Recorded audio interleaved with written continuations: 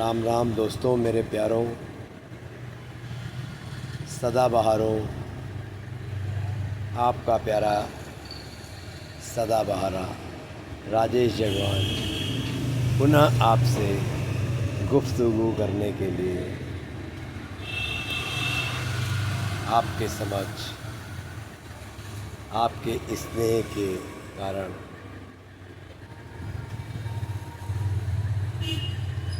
हाजिर हुआ है। दोस्तों, मेरा सदैव ही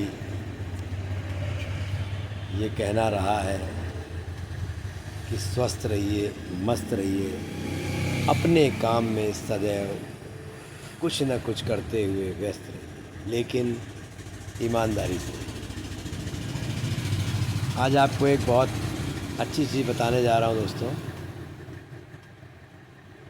अच्छा हो कि सब लोग लागू करते हों, और जो ना लागू करते हों मुझसे सुनने के बाद शायद शुरू कर दें। देखिए दोस्तों, किसी भी चीज़ का बीज जो होता है वो बहुत ही सख्त होता है,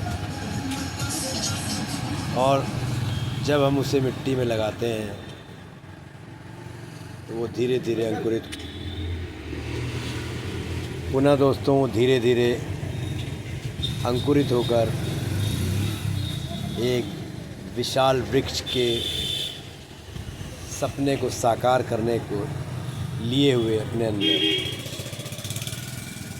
धीरे धीरे बड़ा होता है।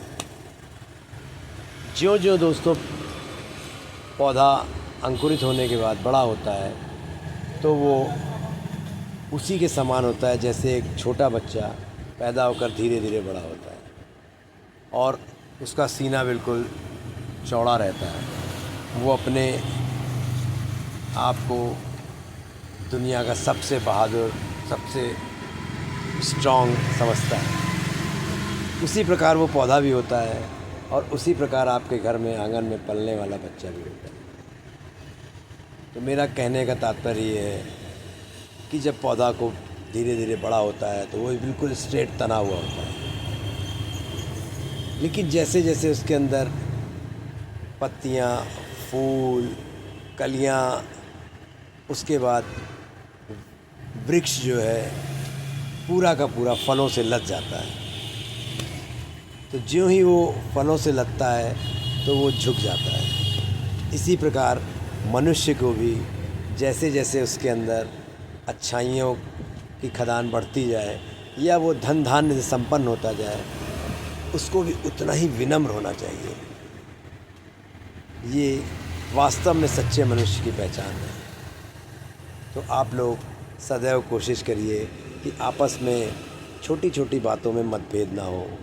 हालांकि ये इतना आसान काम नहीं है। मैं भी आप लोगों के बीच से हूँ, मुझसे भी गलतियाँ होती हैं, लेकिन जहाँ तक मुझे पता चल जाता है, जानकारी होती रहती है, मैं उसको सुधारने की कोशिश करता हूँ। यदि मुझसे कभी कोई आप लोगों को कुछ ज्ञान देने में, आप लोगों से कुछ पूछने में गलती हो जाए तो मुझे उसके लिए आप लोग क्षमा कर दीजिएगा। उसके लिए मैं आपसे करबद्ध माफ़ी मांगता हूँ। लेकिन एक प्रार्थना सदैव करता हूँ कि जितना हो सके मिलजुल कर रहिए। थोड़ा सा त्याग ही परिवार को बुलंदियों की ओर ले जाता है। देखिए, ये सभी ने सुना है कि ना हम कुछ लेके आए हैं, ना कुछ लेके जा पाएंगे। खाली हाथ आए हैं, खाली हाथ जाएंगे। तो सदैव स्वस्थ रहिए, मस्त रहिए, अपने काम में व्यस्त रहिए, लेकिन ईमानदारी से। और कोशिश करिए कि मेरे कई बार कहने पर भी बहुत से लोग समय मेरे लिए नहीं निकाल पा रहे हैं, उनसे ही मेरी एक प्रार्थना है कि मुझे कोई आमदनी के पर्पज़ से नहीं, मैं ज़्यादा से ज़्यादा लोगों से जुड़ना चाहता हूँ और अपने अच्छे विचारों को उन तक पहुँचाना चाहता हूँ। आपके दिमाग में कभी भी कोई किसी भी तरह का सवाल हो, आप एक बार मुझसे मेरे कमेंट में कह कर देखिए, शायद मैं उसका निवारण कर सकूँ। स्वस्थ रहिए, मस्त रहिए, सदैव अपने काम में व्यस्त रहिए, लेकिन शर्त वही कि ईमानदारी से। हंसते रहिए। जय हिंद, जय भारत।